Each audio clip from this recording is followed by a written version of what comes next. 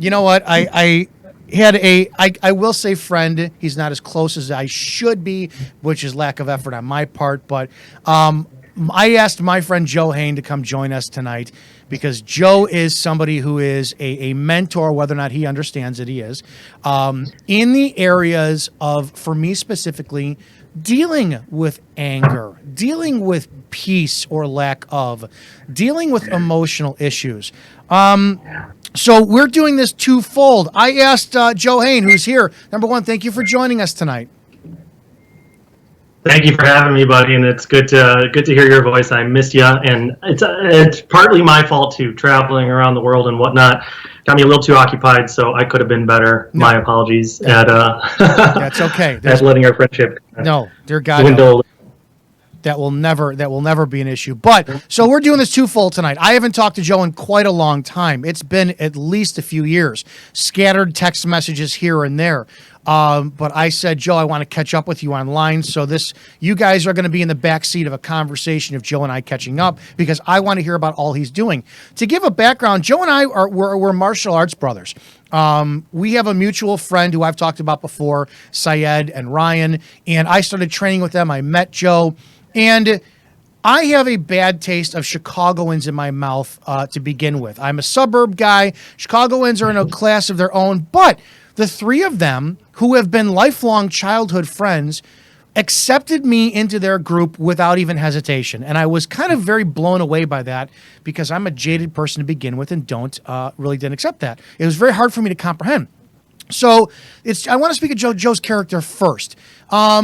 We trained together, we've been to dinner together, celebrated birthdays together, and it was me feeling like I was awkward, but being invited in, it was great. Joe's wife was one of the unbelievably most kind examples of accepting a stranger I've ever seen. First time I met her was when we went to dinner at the restaurant, and that woman treated me like I had known you guys for years. I was blown away at her kindness, your kindness. So off the bat, you're the type of person and quality of character that you are, I think needs to be testified about. And so people, when they learn about what you do and how you help others, they see it. I'm abrasive.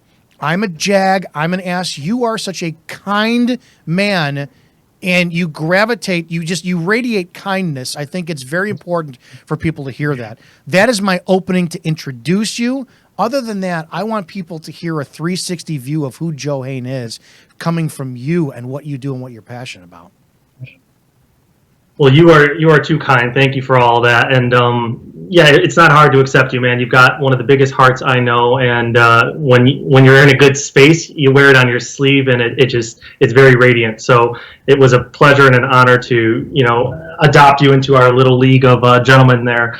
And I hope the four of us can train again one day soon. That would be just for reminiscing times, and you'll probably beat me up quite a bit, but it'll be worth it.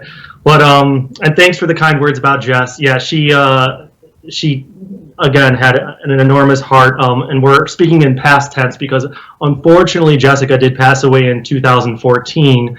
But that kind of was an enormous catalyst for me and my spiritual development to try to figure that out and just learn to live again without her in my life. And it was not any easy task. So when we're talking about those times before, I mean, I was a much different person too, just because I didn't really come across grief. I didn't really come across too much trial in my life at that point. Things were kind of gravy, it was pretty easy peasy. I would find a lot of things to complain about. But then we kind of got hit with the cancer diagnosis, and everything shifted from there. So I would state that our wedding was the beginning, the start point of me kind of entering manhood, because when you're taking care of this other person, this wife, this soulmate, this love, you really I stepped into that. And then when things turned kind of bad pretty quickly after the wedding, you just basically, you put your big boy pants on and you adapt and you go from there. And it wasn't so bad at first, but things got pretty gray and pretty ugly. And it was a very trying time for a while there. And unfortunately, we lost her. We did everything we could. And it was like we were in the trenches. in over our heads, and I say we as in my family and I, and friends and supporters and loved ones, but I was her primary caretaker. So that whole situation was, I mean, I can't put it into words of how educational it was, how much it expanded my heart. It de-layered Jessica and I. We each had our own grievances with one another and everything, and all that stuff was just incinerated when you're kind of facing mortality. And we did it together, and I think we were very much in love. We had been together for 10 years before she got sick, and then it just took it to a whole new level. We just really peeled back the layers of the onion and just became extremely vulnerable and in love with each other, and just caring for her and her just being her soulful, beautiful self, and relying on me. So it was a tremendously just beautiful experience. But then everything kind of crashed down when she passed, because I did not see it coming. I was very faithful and very expectant that she would come back to health and wellness. I really didn't even consider her passing. It's just, now that I kind of think back about it, it just wasn't a consideration. It was always just like, yeah, well, when she gets healthy, when she does this, when she does that.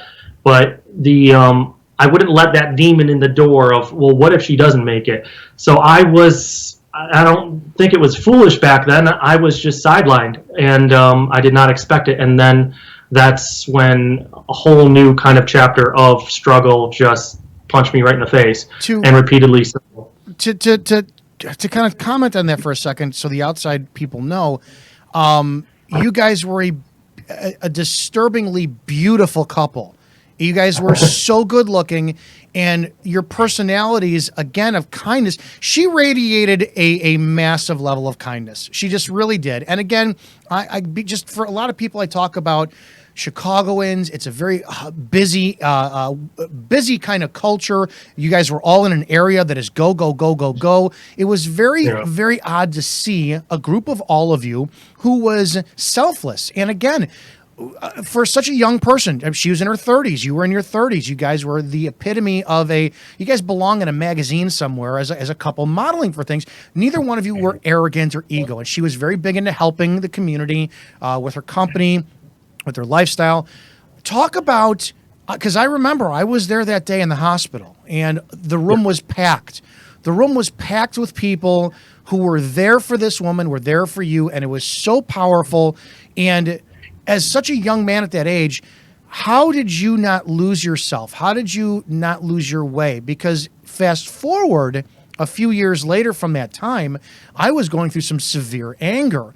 And I remember reaching out to you because you were my focal point. I went, who am I to act on anger and angst and just loathing when this man at such an early age lost his wife? I have no right to complain. And at the time, there was never a Joe Haynes social media post of, I'm angry, I'm pissed, I hate the world. You were doing posts that were so positive for others, which resonated with me, and it dug me out of a hole.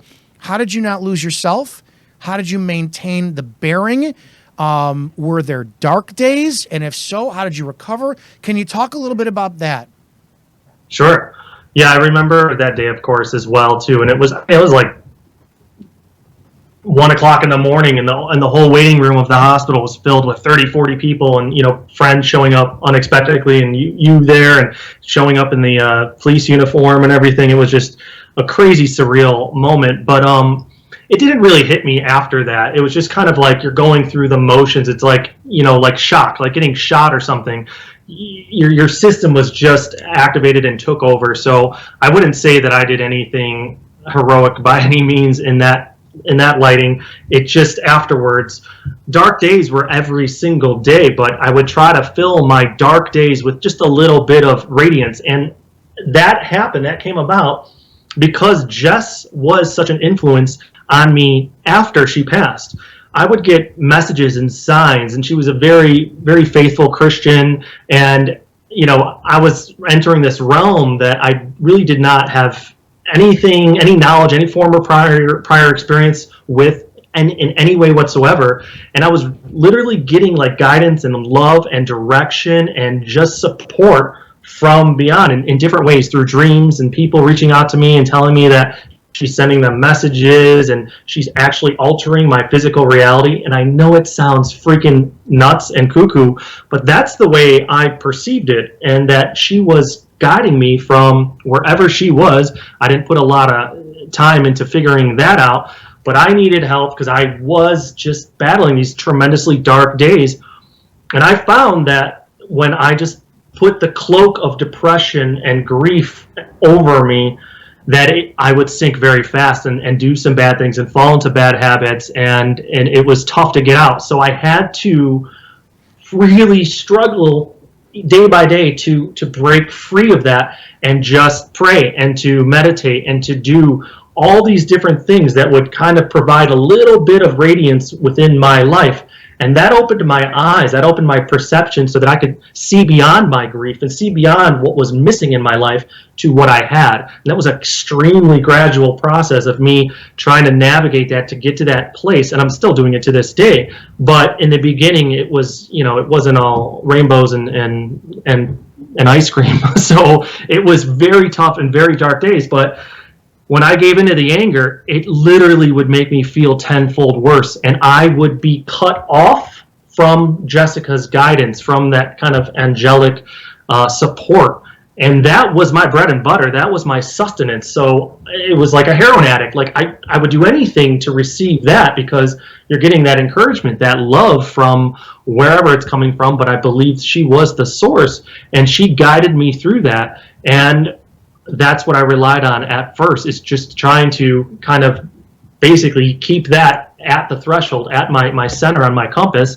And at that time, I started traveling the world. I quit my job. I quit everything. Life, we had our health and wellness business together. That just got, put onto the side, and just left, quit the corporate gig, and started traveling the world and volunteering. So I was really busying myself with a lot of change, because I was already experiencing so much change. So why not just take it up tenfold and go do something for others? So I was traveling with Ryan, actually, who you spoke about, through South America at first, and doing different kinds of volunteer work. We were teaching martial arts, teaching self-defense, teaching English, going to hospitals and caring for burn unit children, and just all this kind of different stuff while making our way around South America.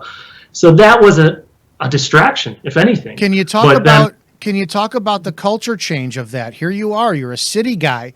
Your wife passes, that is not a change, that is a lifestyle. That's a drastic change. Can you talk about the impact of getting up, going to another country? Was it cathartic? Was it healing? Or was it just a distraction from what you're going through because you were going through so much change at once? Yes, to all of that. It was all of the above. I was a little, not so much well-traveled as I am now, but I had a few countries under my belt. Jessica and I got married in Costa Rica, and we visited there a few times. So Central America, South America, there weren't a tremendous amount of differences, but it was some place where, the culture wasn't anything. It was actually kind of a breath of fresh air, because my life was literally devastated the moment she passed, and then I quit everything and didn't know what to do with myself, and just fell into this abyss of grief. I think that just the new freshness of traveling and these new experiences were kind of part that pulled me out little by little, at least to get my distraction away from the tremendous anguish that I was suffering through. And I wasn't just traveling like you do on vacation, because that would be impossible for me at that time, because I wouldn't find leisure so hard. I would have all the guilt, even laughing with friends afterwards. You'd be like, why am I laughing? My wife is dead. For every moment for a year or two, you would just have this insufferable guilt for having a good time and finding the beauty out of life. Is that inherent of human beings? Do we feel guilty just because, or what is the point of that? Why is it that you can't, you almost can't move on?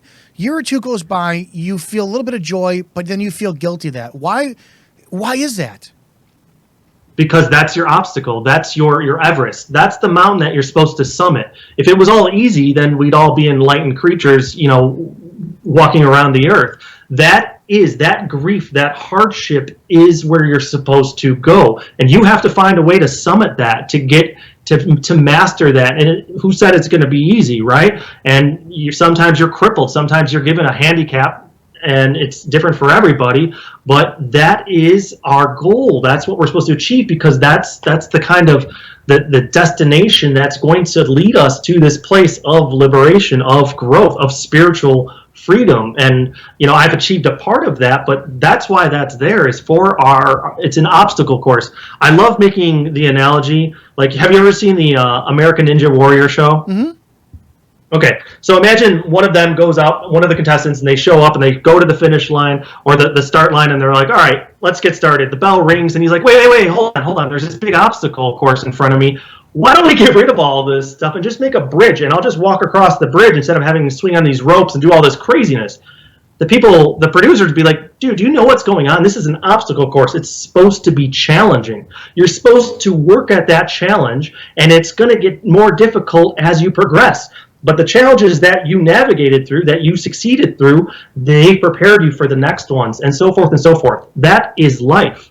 That is the analogy, the metaphor of life, is that we're taking this struggle that we have, and it is an obstacle, an opportunity for growth. I know it's cliche, but that's the way I view it. And it helps us to supersede our current versions of ourselves and transcend, in a sense. Did you pull from any of your experiences? You're a martial artist, you're into fitness, entrepreneur. You risk and challenge yourself almost daily in your normal life. Were any of those methods that you pulled from it in order to go through this? Yeah, absolutely. Everything kind of, you have pillars of basically a spiritual foundation, of like a self-realization, self-love, faith foundation. And fitness is huge, because if I feel like crap and I'm not working out and I'm eating like crap and I'm just digesting everything that's horrible for me, it's really hard to be in a positive mental area and mode when you just feel like crap, when physically you're just feeling like lesser than. So it's your struggle is tripled. So I figured out pretty quick, after a few months of eating like crap and traveling the world and not getting my regular nutrition, I needed to keep myself physically healthy. So I had that pillar to rely on. It was like kind of just an anchor. I have at least that. And then the martial arts, the energy, the mental focus, tying that into meditation and incorporating that into prayer and everything else. So you're kind of taking all these pieces and making this big puzzle of your growth, of your spiritual kind of well-being, and navigating that. So very much so, all those things I relied on heavily, and still to this day. We have my friend Joe Hain on tonight with us, and Joe's going to be talking about mindfulness and, for lack of a better description, recentering yourself to a degree during this time of horrible struggle that we're going through. Joe has a background to where he was thrown into the deep end of the pool of a very big personal struggle, losing his spouse, who was just an amazing woman. Going back to, I remember when we used to get, they were like postcards, your Facebook updates. You'd see Joe here, Joe there. It's like, oh my gosh, look at the scenery he's at. It was pretty much postcards. You continued to live. At no point, at least, did you outwardly show that you were slowing down. When you jump forward, now I don't know at what point, I'm certain I probably wasn't the only person who reached out to you, said, listen, I need help. You're inspiring me. What makes you move? Was there a time when all of this started to trigger people coming to you to say, can you help me? And if so, did that put you on the path where you're on now? Or did you always want to be on that path first and then people just started to come in? No, it was the former of the two. So I basically was journaling, and just to recap a little bit. So for those listening, is that Dominic's referring to journal posts that I would put out on social media, Facebook and whatnot, throughout my travels. They were daily, and then they became every 3 days, and then every once in a week, and they kind of thinned over time, over years. But for years, I was sharing my struggle, my challenge with grieving the loss of Jess. And through that, I was making a lot of connections and a lot of growth by writing down what my challenge was and how I would overcome it in certain ways.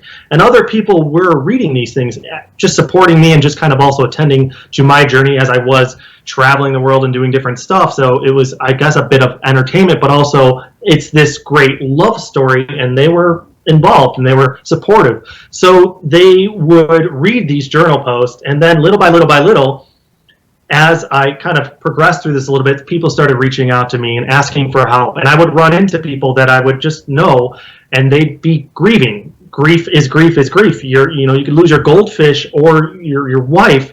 If that's the worst thing you've ever come across, who is anybody to judge the weight of that, the gravity of this situation? If I get a cut on my arm and that's the most painful thing I've ever experienced, and then you got somebody who's missing an arm, how would I know any different if that's the only thing I experienced? So I would see somebody. And did you have preparation? Just give them. Did you have preparation for this, though? You got thrown into the deep end of the pool, or had you ever experienced any type of grief for this before? No prep, no. I mean, it's just basically sink or swim, and I wanted to sink for, a while there. I did not want this. I wouldn't say I wanted to commit suicide. I know we're going in some dark areas here, but I certainly didn't want to live. But I didn't want to die. So you're just stuck in this kind of medium area and trying to kind of make the most of it. So it was more of I was watching my mind perceive my reality. And I saw that my mind was just toxic, was drumming up just anger and vileness and toxicity and negativity every turn. And I could not be satisfied most times, and unless something kind of almost mystical, majestic, and ethereal would happen, such as just guiding me or supporting me, or I'd be helping another, like helping a kid in Bolivia or whatnot, because that just felt tremendously important and beautiful. So that was a little bit of light. But no, it was a sink or swim, and I started just kind of figuring out some stuff. And then I started doing some research on the mind and a lot of faith-based research. When I admittedly get this, where I get overwhelmed at sometimes where just look at law enforcement people all the time. Oh my God, I want to be a cop. I want to be a cop. Tell me what I need to do. And I get a little bit short sometimes with people when they come to me for some type of advice because I'm taking on so much other stuff. When people like me come to you, Joe, I'm overwhelmed. I'm angry. I'm full of hatred all day long. I think at the time I was a 40-year-old man who called you and said, I'm full of hate. Well, you did not go figure your own stuff out. Go do it on your own. What is it like when you have people coming to you for help when you are still dealing with your own trauma, with your own issues?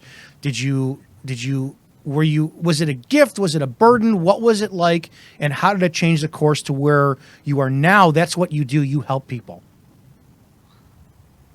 Dominic, you're a cop. If you saw somebody on the street and they're like, help me, please help me, would you be like, dude, I'm really busy and burdened right now. I can't help you. You would run over there and do everything in your power with the beauty of your heart to help make that situation better. Mm-hmm. That's the way I saw it. It's people needed help. So what am I going to do? Turn them down? I knew some stuff and it helped me, and they're suffering. So it's that yin and yang. It's basically I'm giving them this and I'm returning so much, or I'm receiving so much in return, because this just feels great. This feels empowering. This feels godly. I'm giving my heart into this situation and trying to help another who is suffering. So it was a sustenance in and of itself, but it felt good. And I also would learn so much because I wasn't hitting home runs every single time with all of my advice. I could only kind of speak about what I had experienced at that time. My perspective wasn't as broad as it is now, I guess. So I was learning too. So it was a great learning experience, and people, they seem to like it, and they seem to improve their lives. And I helped a lot of people with grief at first who lost loved ones, parents, children, spouses, and just kind of would speak into their lives and try to help them out and give them some different perspective. And that seemed to really help, and that kind of then spidered out into some other realms too, mindfulness and spirituality and whatnot. Did you notice any cultural difference between your travels, between how Americans, or specifically urbanites from like Chicago, deal with their problems versus where you traveled? Was there anything glaring out to you that influenced how you deal with grief or how you wound up changing your perception? Absolutely. I mean, you kind of, as an American, I'll say, I've been to almost every state in the country at this point, not on the authority or anything on it, but we do take certain things for granted. We have abundance here. And we will have the tendency, some of us, to find inconvenience in our daily lives, find something that is lesser than what we'd like it to be. And I remember sitting on like the dusty soccer fields in Peru, watching these kids live out of, tents and just makeshift homes and playing soccer and the biggest smiles, and their moms were beaten by their drunken husbands, and were teaching the moms self-defense so they can defend themselves against their husband who may beat them up later that evening. And they're crying with joy that we're able to teach them this. And it puts things into perspective pretty quick about how much abundance we have. But yet when you're looking at everything that could be and not what you already have, you're always going to be lacking. You're always going to be in want. And that's when the kind of negative mentality and toxicity can kind of flow in and become normal, unfortunately. So there's a huge difference I've seen. I've been a few dozen countries at this time, at this point, and it's not the standard in every country. There's a lot of people that are much more evolved in a sense, technologically speaking. So, but those third world ones, they had just huge beaming smiles, and they lived in poverty. And so it was just really eye-opening and very humbling. Speaking about humility, the one thing that you three do, you, Ryan, and Syed, are amazing at balancing humility with knowing your capability. They're the opposite of me. I know my capability, and I flaunt it like a peacock. You guys are, oh yeah, how are you? It's good to meet you. I'm very kind to you, but I'll kill you, and I know I can. Did this time, and we're coming up on a break in a few minutes, and then after the break, I want to talk about your applied knowledge. But did you start, was there any specific time you remember, boom, this is how I'm going to heal, helping people, and you felt an empowerment over it and a light at the end of the tunnel? I wouldn't say it was one moment. It was like a trickle effect. Like every time I would help somebody, it was fulfilling and sustaining in a sense, because I was still grieving. I was still healing. I was still evolving and growing. So it wasn't this eureka moment, but it just started to make sense that I feel that this may be my new destiny, is to help others, because I do have a different perspective. And I saw a lot of people who had lost loved ones, and they lost them years prior to when I lost Jess, and they were in an extremely bad, toxic place. And I kind of had pulled myself out in a sense. I said, wow, I think I made a lot of progress pretty darn quick considering, and now I'm teaching others. There's something to this, and it just kind of fell into place. We got to go to a break, Joe. We'll be back with more Joe Hain, and we're going to be talking about mindfulness and how it applies to you. All right, on with us today is a friend of mine, Joe Hain, and you need to go to joe-hain.com. That's joe-hehn.com. If you missed the first segment, go back and listen to it on the podcast. But we're talking about Joe and his journey to get where he is today. Real briefly, again, Joe is an entrepreneur. He's a business a guy who's very, very well versed in business and martial arts and fitness and health and wellness and mental health, and just genuinely, because I truly believe my years in law enforcement has shown me that people are not inherently good. That's the way that I view things, and it's a jaded position, and I've owned up to it. Joe is such a genuine person. His wife was such a genuine person. The company he keeps are genuine people. Very, very good, authentic human beings that I like. Again, when Joe and I touched base earlier last week, and I'm like, I got to have you on. I got to have you come talking up. I got to have you give us updates about what you're doing. So, Joe, you told us about the experience of grief, losing your wife, all this, and I don't mean to placate it by saying all this, but it was such a profound experience you went through. You had people like me coming to you for guidance and mentoring. Now you're going into your journey of helping other people, and you're very big on the concept of mindfulness. You have a YouTube channel, and your website has a great blog and all this information out there for people. I want to get into the 360 view, the 360 degree view of what you're doing now. Talk about mindfulness, talk about the application of it, and then we're going to get into the specifics about how people can start immediately applying for that for their life today.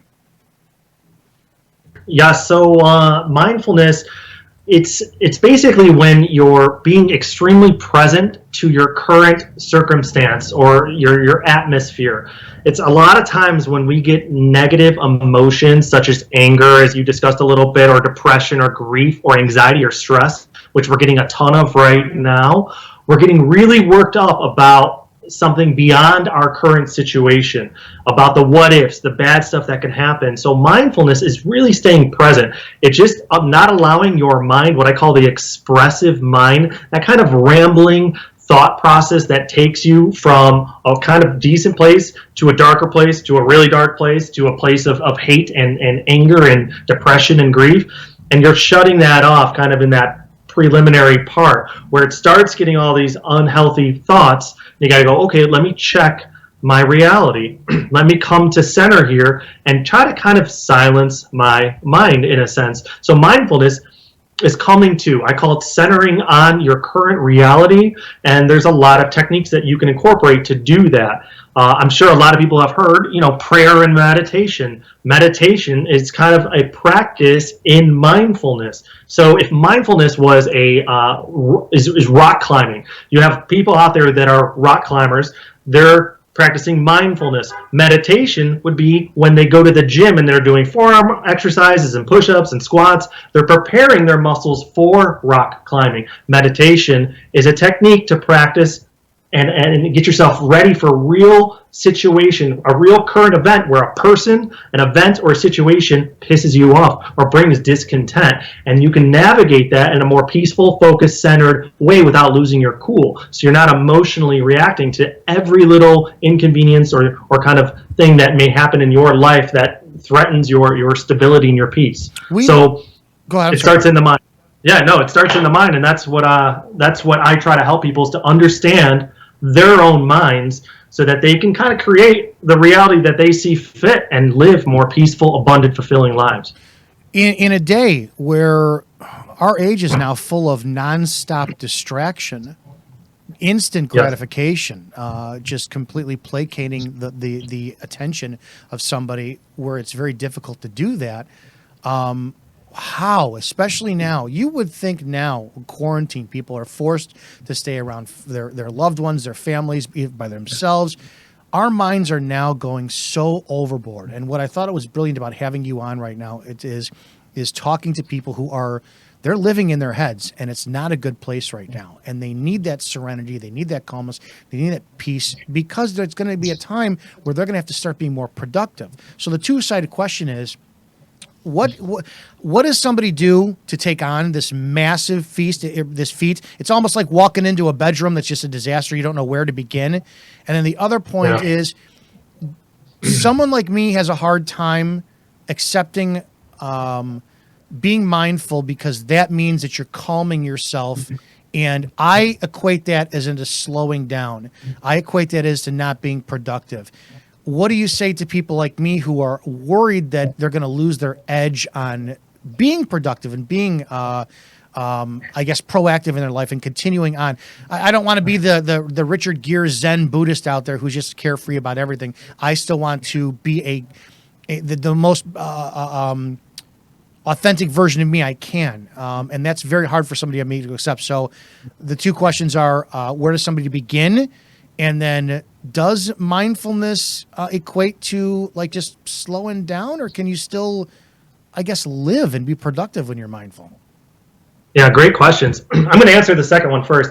So with you being mindful, you're actually accelerating your focus and concentration. My days are packed. I don't even allow myself like TV and movies most of the time, because I am working on so many different projects and endeavors, but my focus is lasered in on whatever I'm working on. And even without caffeine, even though that your coffee sounds really good and I'm sure it helps, but it's basically I'm heightening my ability to concentrate without actually considering variables that are not benefiting my life right now. So I would actually say it's the opposite. I am a much more focused, much more productive version of myself than I was prior to implementing all these different techniques. It heightens your awareness. And then when you're there and you're aware, then you take that awareness and you focus it where you wish. If you're on the street patrolling and you hear shots ring out, what happens that instant? You get out of your own mind and you go, let me assess the situation. Everything ceases. You're not worried about dry cleaning and the economy and politics. Everything stops because that stuff, a lot, is in your mind. And you focus on what's at hand. And that means taking in an account, an inventory of your atmosphere. And then what happens? Your training kicks in. Everything becomes automatic. And you apply yourself and your mental cognizance to where it needs to be applied in that moment. So actually, you're getting a heightened state of concentration, of focus, and I'm super productive. And I love it because it's every day. It's kind of like the best day of my life. So I look back on it and be like, bam, banged out this, that, and everything. And I feel great. And now I'm going to meditate and hit the bed and get up in 6 hours and repeat. Let me ask you if there's a parallel to that, because what it's describing is, that sounds counterintuitive, but I learned a little bit about fasting. You would have some kind of background on this because of health. Now, I had read that fasting, people who do intermittent fasting, extended fasting, they have more energy, they're more focused on this, which sounds counterproductive because we've been told to feed our bodies for energy. So is there a correlation between your mind and your physiology, and doing almost removing all the excess food, going to give you energy. Removing all the excess clutter in your mind, give you energy. Considering the fact that you do have a background in health and fitness and wellness, do those two things fit together? Yes. I would say you're going to try it for yourself. Not every body type is going to, be great with fasting. So you kind of have to do it your own way. And then there's different kinds of fasting. But I would talk about mindfulness as fasting the mind of negative, unbeneficial thoughts. We have tens of thousands, hundreds of thousands of thoughts that run through our mind in a day, a single day. So how many of those thoughts are adding a benefit, a value to your life on a regular basis? You're going through and sifting through a ton of those thoughts, seeing that all thoughts are thoughts, but basically you're saying, well, this isn't adding value to my life, and it's actually getting me really worked up and upset. I'm going to put this one out. I'm putting that out. I'm putting that out. And you're incorporating good thoughts, good successful thoughts, law of attraction thoughts, mindfulness thoughts that add value to your life. So when I have all different projects and everything I need to do, so I'm very focused on that. We're losing you for a second, Joe. I mean, you're kind of, Joe, can you hear me okay? You're kind of garbled up on there. We're having a little bit of a Skype issue here. We're gonna hit the reset button on here. We're gonna hit the reset button on Joe there because he was we lost him on that. So we got Joe Hain on from joe-hain.com. Yeah, we had you garbled a little bit. We lost about the last 30 seconds of what you were talking about. Sorry. It wasn't valuable, so don't worry. I was just rambling on. So pretty much like my whole show. Thanks. Yeah. Gotta keep it with the I flow like what here, you right? had said. I like what you had said about that mindfulness is fasting for the mind. That made complete sense to me. And it does make sense when you explain it about clearing, because we're multitaskers. And I had read that multitasking is actually one of the worst things you can do. It's just you're spreading your focus thin. Right. Yeah. Right. Where do people begin? One of the worst things. First question Yes. is you have to take an inventory into what you have. That is the very first thing, and you do that on a daily basis. You kind of brought this up with your question about the differences between Americans and some other cultures of us kind of seeing things and taking them for granted. And what could be, it's kind of the excess. Well, I want more, I want more, I want more. When I get this, I'll be happy. When I'm looking like this, I'll be fulfilled. When I can lose these pounds or have this boyfriend or girlfriend or have that car, the big house, it's always want. And then we have arrived to some place. That is, it's a very difficult mindset to maintain while living a peaceful, fulfilling, abundant life. So take an inventory into what you have, and I guarantee you're doing pretty good for most people. And a lot of people, especially listening to this show right now, they may have food and water. They have breath. They may have shelter. You're having some money. You may have a job, but you're kind of highlighting all the good in your life instead of all the bad in your life. And you're taking an inventory, a stock of that on a regular basis, because that's real. That's in your inventory. You have that to look at now. If we always look at what we don't have, even billionaires are going to be super stressed and upset because they don't have enough. So you take an inventory into what you have. And I kind of was talking to somebody about, a few people actually, about what they're doing in their daily routine. I like keeping my household very clean and cluster free, and try to have that coincides with my mind being clean and focused. So just little tips like that. And even though we're working from home right now, we're kind of spending so many hours there, is to make that your sanctuary and to keep it so that you are productive. So you're taking into account of your inventory, your environment clean, and how those positive thoughts. And I think it's pretty funny. A lot of people are losing you again there. Can you hear me okay there? We're losing you again. We're gonna do this real fast. We're gonna go this route, all right? Because it is always an issue with the problem with this is why I don't have an intern. Can't get an intern. I have a very hard time getting an intern. It is what it is.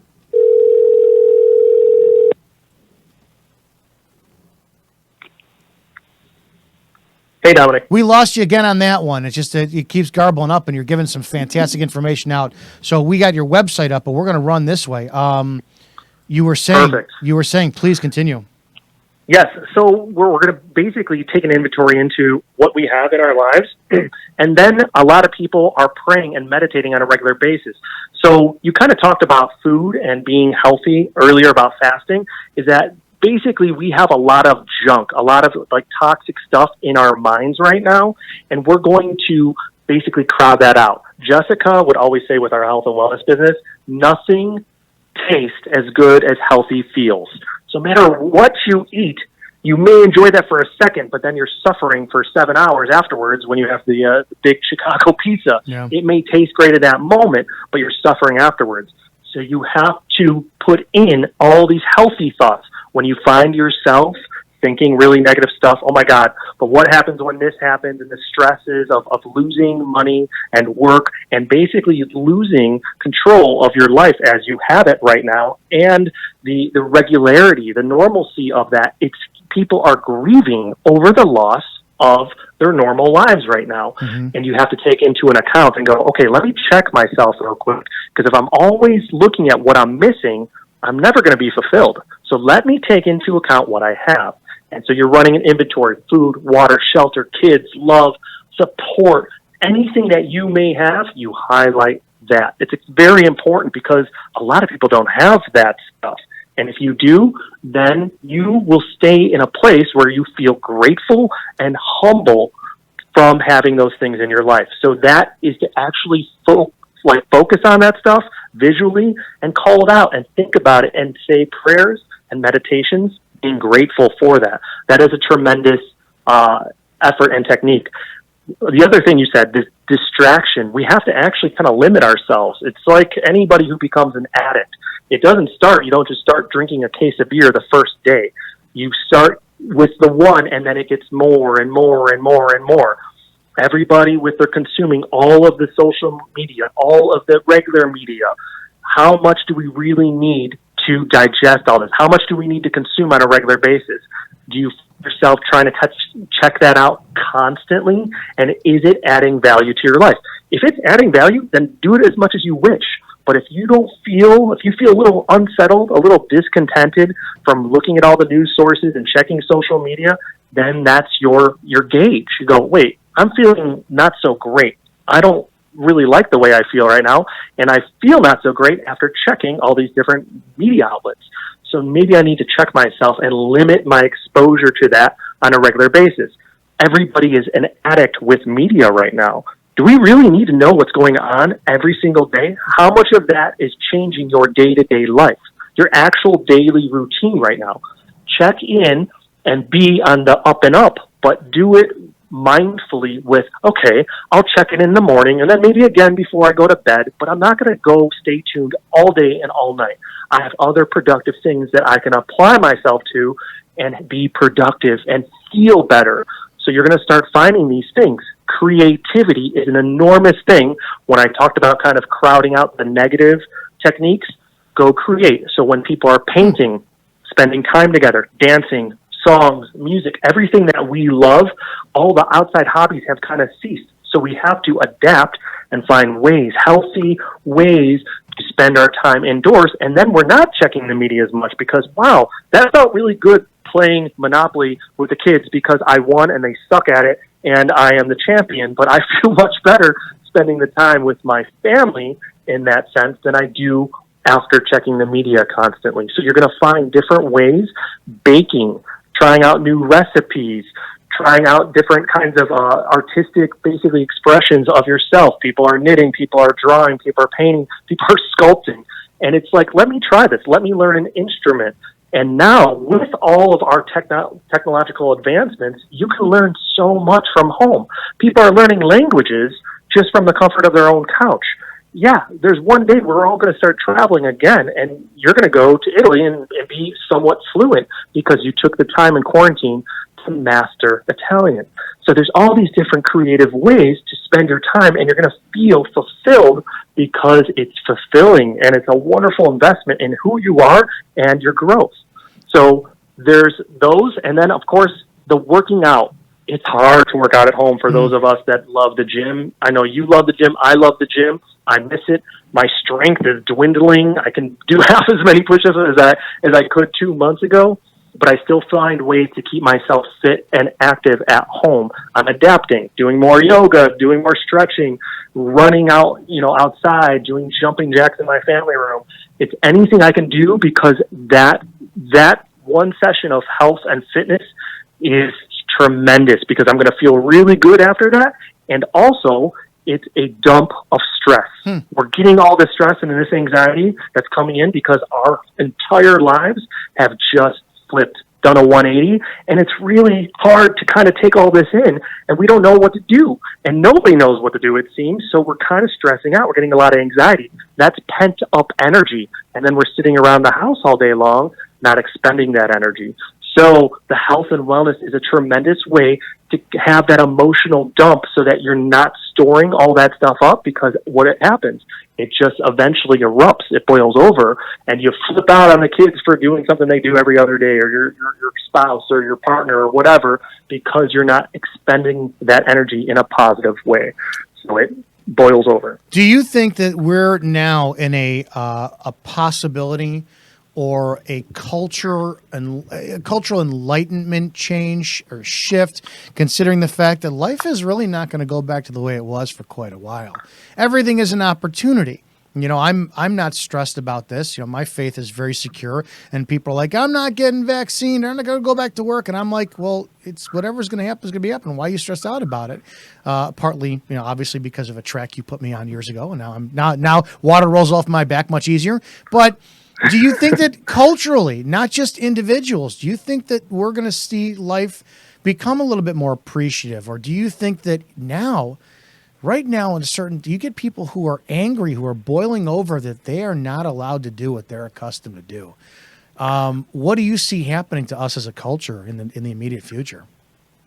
Well, that's a very tough question, obviously, because our culture is so thick and so diverse. So to try to sum up the American culture, go from one state to the next, and then tell me what is America, right? It's very hard to encapsulate American culture in one decisive paragraph, even if you try.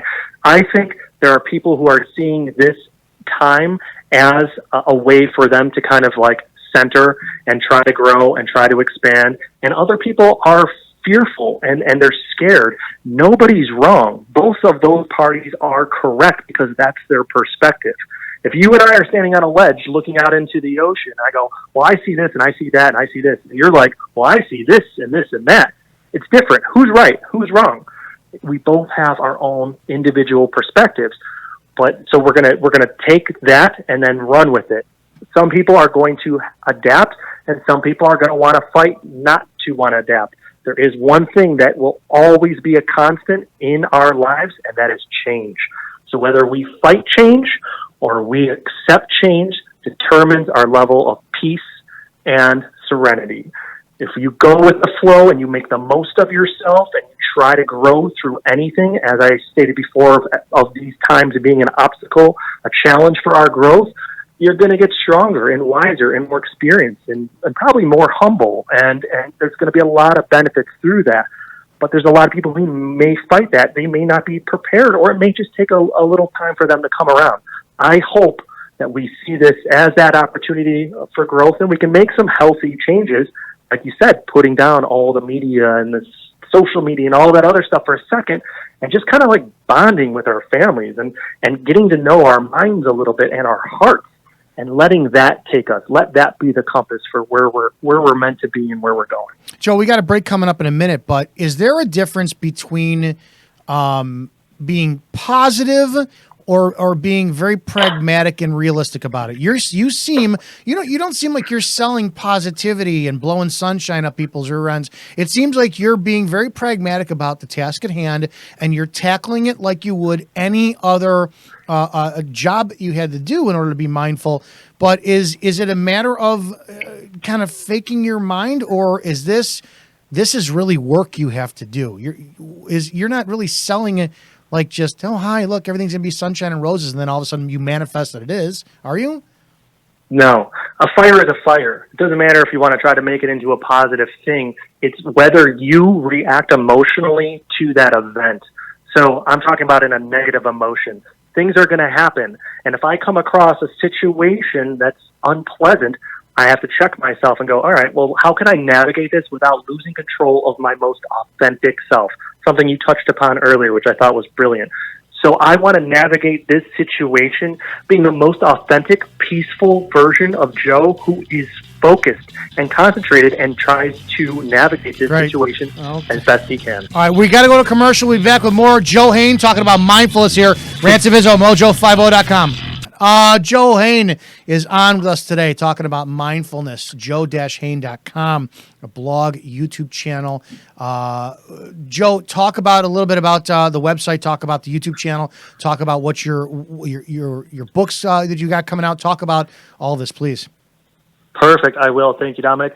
So, my website is just a good resource to kind of check out my other videos that I have on YouTube. I'm just trying to pour a lot of time and investment into creating YouTube videos that are somewhat entertaining, somewhat fun. Everyone takes this whole mindfulness, spirituality thing so seriously that it's almost like speaking in a library and you're afraid you're going to get arrested.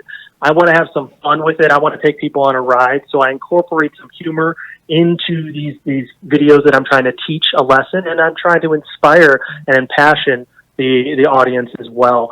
So I'm really excited to be sharing that different kind of stuff, and everything we're covering now with mindfulness has to be applied little by little by little. Like if we were learning yoga or how to surf or how to arm wrestle, anything, you kind of start off small.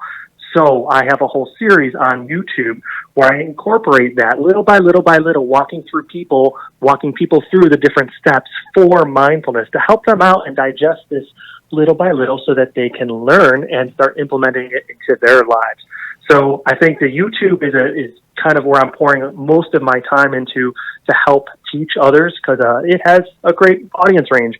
And then there's also all the different videos I'm doing on how to navigate toxic relationships, how to meditate, and everything that's kind of incorporated into retraining our minds to exist in that peace, in that fulfillment and joy. So today we kind of discussed it a little bit too, that I have a meditation guide out there on Amazon Kindle that people can download, but I would be honored to gift it to everybody who's listening. If they just go check out my website and subscribe to my blog, I'll send it over to them in a PDF version. So if they're interested in learning mindfulness meditation, I'll send that over, and that'll be a nice little start for them, and then my videos can hopefully take them on, the rest of their journey for a little bit as well. I think this is essential. People wind up getting a hold of you because now you talk about relationships. This more than ever is the time where people are going to need to reach out and follow you at joe-hain.com, joe-hen.com. Check out his YouTube channel. People are there. The running joke, which I absolutely, I don't find funny whatsoever, is that divorce lawyers are going to be cleaning up after this. I think that's embarrassing. So if you have this content on there that's going to help for that, I think people have to go there. We talked before the show a little bit about something called the Cinderella effect. Can you explain what that is? Actually, perfect timing, because this is great for those people that are in relationships that are a little bit rocky with this kind of new adaptation of their reality of having to share so much time together. So I call it the Cinderella effect because it kind of checks us. Have you ever seen the movie Groundhog Day? Yes, where Bill one of my Murray has favorites. to live the same day. Awesome movie, right? But he's living the same day over and over and over again, but he gets to decide what he has to do. The Cinderella effect is kind of the same thing, but basically, I know it's a little bit morbid, but you're having the mentality that this is your last day on Earth. There is no tomorrow. The clock strikes midnight and the ball is over. It's more of you're Cinderella and you have the chance to live this last day to the fullest, right? And you are not considering tomorrow. There's a lot of people who don't think about that. My wife passed in the snap of a fingers. We did not see it coming. Dominic, you were there with me at the hospital, and boom, this 33-year-old vibrant health and wellness guru was taken from us. Life is not guaranteed. We have the opportunity to live our best day today, and no one has promised us tomorrow. Everybody knows that, but we forget about that very easily. Cinderella effect is you write on a Post-it, this is my last day. This is, I got to make the most of this day. And tell me, if you have to go about your day as you had planned, you know that you have to go to work, you have to cook meals for the kids and for the spouse or whatever. You can't kind of divert from what your day has been planned for. So laundry, all that great stuff that you got to knock out, but this is your last day on Earth. How much more authentic and beautiful is that interaction going to be with your spouse? Even though things are rocky, you're not going to take them for granted. You're going to listen to them. You're going to make deep eye contact. You're going to love them. You're going to hold your children longer and tighter because you don't know if tomorrow's guaranteed. And you're going to call those friends. You're going to spend time being the most beautiful version of yourself and really appreciating the day. Because tell me, Dominic, did anyone promise us tomorrow? No. Has it been written anywhere? No. Joe, how do people take that how do people take the positive side of that and take it as an opportunity? What does somebody need to tell themselves, like, all right, I'm going to practice this, there's no tomorrow, I'm going to appreciate everything, when they're stuck in a relationship where maybe they have such anger with their spouse and there's such issues, and I'm not picking a sex or a gender, but one party is nagging and nagging and nagging and there's nothing the other person can do right. At what point does the one person say, all right, regardless of me being nagged at all day long, and regardless of how you do, I'm going to take this opportunity to try to see this the best I can and make the most of this opportunity. And where do they cut? Because you had mentioned toxic relationships. Where do they sit there, determine that they can no longer put that energy into that, and it's got a time to put that energy into themselves? How do they determine which route to go? Great question. So the first part, you're kind of going to check your own expectations, because just like I asked, did anyone promise us tomorrow was going to come? No. Well, did anybody promise you that your partner would act a certain way, or are you kind of making these expectations for them and their behavior? You may need to check yourself, and then you'll realize that maybe I've wanted them to be a completely different person than who they are this entire time. And I'm just not surrendering to who they are. And even if they did promise me they would do this, that, and the other, and they don't, who promised that would come about? That's what life is. We have all these expectations, and those expectations tether us to stress, anxiety, and a lot of anger and frustration and impatience. That I cover in a couple videos in the mindfulness thing. I can talk about that at length. But for now, just to kind of touch on what expectations are, is that we believe life should be different than what it is. So we can kind of retrain our minds to view life in a different capacity. That's touching on expectations. And the second is regret. You talk about when we know whether to move on beyond a relationship. Regret is one of the best compasses in life. You're going to get a little ping in your heart if you're saying falling out with a friend and you're like, man, I should reach out. But then you get defensive and your ego jumps into the conversation. But they did this to me and they did this. And it makes justifications over their behavior. You have regret. You go, well, what if I just laid things, walked away as they were? Would I regret this in the future? If the answer is yes, then you're meant to work at that more. If the answer is no, then you're free from that. You unshackle yourself from that relationship. So you can ask yourself in that moment, is regret going to be happening to me at a later time in my life? Will I look back upon this situation and be filled with regret? If the answer is yes, then you need to put some more time and effort into that relationship. Joe, talk about some of the other things that you love. You discovered that you love covering. When people wind up going to your YouTube channel, what are they going to see?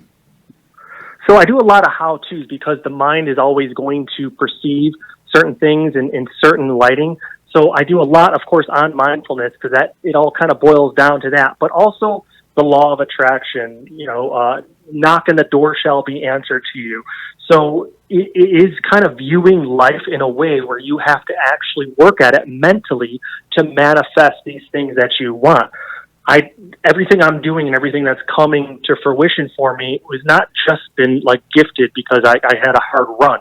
I'm working at this not only physically but mentally a lot and preparing myself for the day to say I'm very productive today and I'm very compassionate and I'm very mindful and aware.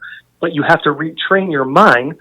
I kind of say it's like an old dog. There's that saying, an old dog can't learn new tricks, but our old minds can. We can retrain them to perceive our reality in a way that ushers in this new state of peace and joy. And then from that, we can manifest what we want our lives to be. So it's retraining the mind in a sense, but also being very humble and respectful and grateful for not needing a yacht and a Lamborghini to feel fulfilled, that you're going after the more simple things in life. So you're finding that nice balance and being compassionate to yourself as you progress. We live in a society, though, that tells us flat out, listen, get this watch and get this car and the girls will like you. You're not going to, it always blew me away at how you have an ad for Mercedes. You get a $50,000, $60,000, $70,000 car, and that's out pumped through your television and your Facebook and all this. But the average American can afford a Honda. I never understood why that they're not marketing towards what a majority is, unless that's to inspire people to work harder and attain more. Why is our watches, our clothing, our the abs, so we can put up on Instagram, why is our instant gratification on that our perceived fulfillment? And how do we change our mindset when we've been brainwashed our entire life to think that way? Yeah, it's a very, very challenging endeavor to pursue. But you hit the nail on the head. It's that we have been fed that.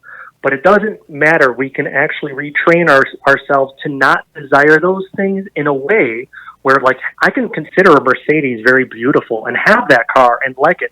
But when I start to think that the Mercedes defines Joe Hain and that Joe Hain is successful because he has a Mercedes, and people are going to start thinking I'm cool and successful, and then I'm going to start thinking I'm cool and I'm successful, that's when I've lost it. That's when basically you're kind of getting into this rut of, well, now I need the next Lexus, and then I need the Corvette, and you're never going to catch up because it's always going to be something more expensive and more incredible that is going to deem you successful or not. So you retrain your mind to consider these things as not actually equating to your identity. That was one thing after Jess passed that was a shocking revelation to me, is that I had built up all these identities.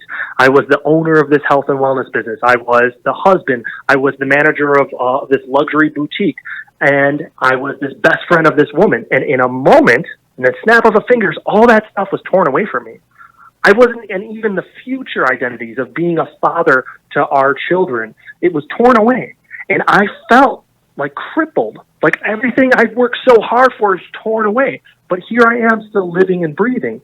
And I realized that I have been investing so much of my time to create this super successful identity to put out there and show everybody so that they would think I'm successful.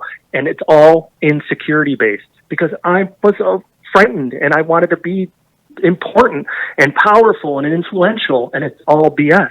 It doesn't exist, because when it's all taken away, we still sit there and our hearts beat and our lungs breathe air. All that stuff doesn't add to your value. It doesn't add to your life. It adds to your insecurities.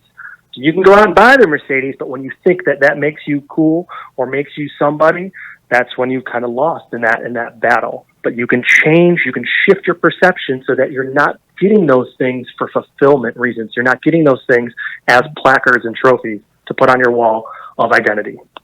We're talking mindfulness with Joe Hain, joe-hain.com. That's H-E-H-N, YouTube, Joe Hain channel. All right, we're going to go with this. Your video, if I had 10 minutes left to live, here's what I'd say. Joe, you got 10 minutes. Show's over in just over 10 minutes. What do you got to say? What's filling your mind? What's filling your heart? What's filling your almost... Because if I know you, you have a very positive obligation to help and help heal, especially in this time of crisis, global crisis. Where's Joe Hain at? So yeah, if I'm on my deathbed, the last message I would tell everybody is a faith-based one, is belief. Law of attraction is to be and embody belief in the things that you want done in your life, the benevolent things. So I know you want to be a dictator, Dominic. That's not a benevolent cause, but there's people out there who have these benevolent-driven goals, but they don't believe. They don't believe in themselves. They don't believe in them being able to get to that finish line, and that you have the opportunity. Can I interject? Here's something that this is a struggle that I have. Now, based on my faith with the whole Catholic upbringing, we were basically shamed into believing for the positive aspects of things. Now, anybody who's been raised Roman Catholic knows if you got a splinter, oh, God is punishing you. And finances and wealth. I'm involved with a business where my partner is he's a 7-figure earner, and his faith is very secure. And he has said, which is something that's very hard for me to comprehend because of guilt, God doesn't want you to be poor. Not talking about monetary wealth, but just spiritual wealth. How do people get over the feeling of being ashamed that they feel they deserve wealth, abundance, and a life of being mindful, not monetary, but just in the general sense, because a lot of us don't feel that we deserve it. So when you're talking about just being aware of that, a lot of us are like, I don't deserve it. We're down on ourselves. That's a massive obstacle to overcome. Absolutely, but that's all a fallacy. That's the same thing as saying I'm not good enough. It's the insecurity base, and it's the thoughts. It's that everybody's going to think of us as this, and everybody's going to consider this. And we're going beyond our stock, our inventory of what's real. It's good to have faith that you want things. If I want more money to provide a better upbringing for my children, that's a beautiful thing. How dare anybody judge that? And who are they? Who cares? So when you are investing in wanting more to help others, to benefit yourself, to grow spiritually, and do more for the community, that's beautiful. It's when you want things to take advantage of people and you're kind of doing the quote-unquote evil deeds, then you can be a little bit shameful if you want, if you're even considering that. But it depends on your desires and your circumstance. So it's going to come down to, again, shifting your mindfulness, your I know I've said this a million times, but your perspective on these things being good or bad and being trying. And when you have those bad negative thoughts of guilt, you can flick them off like a light switch. And little by little by little, you're retraining your mind. And now when I want to pursue my goals and spend my time investing in my endeavors, I'm not dealing with guilt, because guilt is a burden. It's a weight that just makes me sluggish, and it doesn't help me perform, and it takes away from my goal, which is to help others. So I don't have time for it. It's not allowed. But I had to retrain my mind so that when the guilt would come knock on my door, I just stopped answering it. But that takes a technique. That takes some investment, but think about what you can accomplish in your life if you're getting rid of all these toxic little mental handicaps, and the focus you'll have, not having to carry around a tremendous amount of guilt, not having to worry about regret and securities and identities and all this stuff that adds up, and it just weighs you down. So you can break free of that, but you got to retrain your mind. Joe, is helping other people, does that ever become a burden? Do you ever, or are you charged and energized by it? Is there ever a responsibility where you find yourself lagging or not feeling down, or does Joe ever have peaks and valleys? Now, absolutely, okay. Man, it's tiring work, dude. Sometimes you get that call and somebody's having a bad day and you're not having the best day, and you got to try to boost yourself up and try to kind of put on those glasses, that cape, and try to be the support for them. And it's tough. It's not always easy. And I always tell people when I'm helping them and mentoring them through mindfulness, it's okay to have a bad day. It's perfectly normal. You don't have to be this super person all the time. That's impossible. So for me too, I'm not always on my point. I'm not always Jordan, right? So sometimes it's a little bit trying, but I know afterwards, when I did the best I could in that moment, I feel pretty good. But it's not always easy entering that situation. All right. We're closing out. Talk about, because I could listen to this all day. It is what it is. I'm looking on the YouTube channel. Joe Hain, he's got talking about mindfulness and liberating your mind. There's a series instruction. You even talk about coronavirus, quarantine, making really important and tough decisions, knowing when to remove yourself from toxic relationships. If you had 10 minutes left, grief and tragedy. You have a lot of content on here, and this seems like applicable to everyone. What new projects are you working on? What can people, once they go to joe-hain.com and they wind up finding your blog, they find your, they're going to subscribe to your website for newsletters and updates. What new projects are you working on? What direction are you going to over the next, the immediate future? Yes. So also I'll be sending everybody the free meditation guide. It's like $5 on Amazon, but I want to make sure everybody, if you're into it, you kind of want to learn, that you have access to that as a free source. So it's my meditation guide for beginners. So if you subscribe on the website, I'll go ahead and email that over to you shortly. But a lot of my time is making these videos. I've got literally 100 bullet pointed to make, because I have a program to help people expand beyond their suffering, to liberate them in a sense. And I got to pump out a lot of different videos. So I'm working a lot diligently on that, but I'm also writing a novel. It was inspired by my loss, by Jessica and I, and everything that happened after her passing, and how I traveled the world and really grew and expanded and just evolved my mind in a way, and my heart. And so I'm been working on a novel for 5 years. It's going to be a trilogy, very, very huge project. It's called Dreams of Antiquity.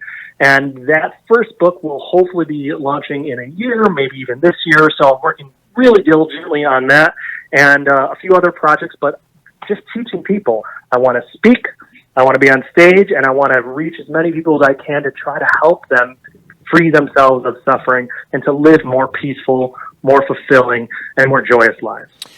It's 2020. It's been 6 years since Jess's passing. What is the most monumental progress that you have made in your own personal journey that you are the most proud of? Wonderful question, Dominic. I learned to love myself.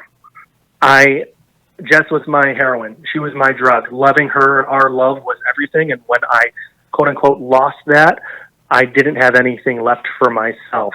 And I had to retrain myself to actually consider Joe Hain valuable, to love that person for who he was, not who he should be or could be, but exactly for the person he was. And that was a tremendous journey, but I grew so much. And that's ultimately what I want to teach others, is to teach them exactly how to love yourself, because then everything that you love and everything that you pursue, it is filled with that love. It's embraced with that self-love, and it's just beautiful and ethereal and celestial. So that's it. It's one of the hardest things to accept as human beings, is that self-love, because You know, a lot of us are taught to think that it's selfish. A lot of us are, but you can't give what you don't have. So how can you feed people if you didn't go out and get the food first? How can you feed people if you didn't feed yourself to have energy to make the food first? There's a lot of necessity in self-love. And for me, from an outside point of view, I couldn't comprehend a younger man in his 30s losing his new wife who he'd been with for a decade. It was shocking. And I am somebody who's very susceptible to negativity and anger and angst and vitriol. And I found it, like I said, to recap from the opening with having Joe on, I was very impressed and blown away, moved and inspired by a man who was able to function. Let alone do anything else. How it blew me away. How can somebody function, let alone help others after this? So it's been such an incredible journey seeing you go through what you went through, and to come out on this. It is impressive in its mysterious ways when you see how God takes something from you only to give you a gift to give to others. And it's like, all right, that sucks, man. Why do you do that? Yeah, we're benefiting off of Joe, but it's like, they'll never replace. But I truly think that people need to check you out. They need to check out your YouTube channel, your website, Joe-Hain, that's HEHN.com, which has links to everything, Instagram, the Amazon. If you sign up, you'll wind up getting that the guide, right? It's a book. Yeah, the meditation guide. Yeah, it just blows me away how fortunate the rest of us are to capitalize off of somebody else's tragedy. So I think it's a necessity. I think the respect that we show is we have to honor the work that you've put in by actually paying attention to what you've done. Listen, I would like to have you on frequently to give updates, to do a segment, to talk people about, because correct me if I'm wrong, but this isn't a one and done thing. Just like fitness and martial arts, you have to work at being mindful, correct? You're not enlightened after all this. It's been 90 minutes. You should be there, man. What are you talking about? I don't want to come back and do this again. It would be my pleasure. Yeah, it's one day at a time. Like anything, you definitely have to invest, and I would be honored and very humbled to come on again and speak about some different stuff and help people along their way. Absolutely. We'd like to have you back on. That's Joe Hain. The website is joe-hehn.com. He's got blog, his resources, the question of why mindfulness. You'll see the YouTube channel and the videos which are on there, and they are being produced. Number one, thank you. Thank you for sharing your story. That's intimacy, and that is passion, and that is human connection to be able to bear your story to our listeners. I mean, I loved it because just, like I said, we're not as close as it can be, but you're somebody who tremendously adds value, and I think you need to be recognized for that. So thank you, Dominic. Let's have you on again, because our audience is going to want to hear, and you enjoy the rest of your day. You too, sir, and I'm going to go pick up some of that coffee. Please don't. You're going to get this. All right. Thanks, Joe. Talk to you soon. All right, Dom. Thanks, buddy. Talk to you. Bye-bye. All right.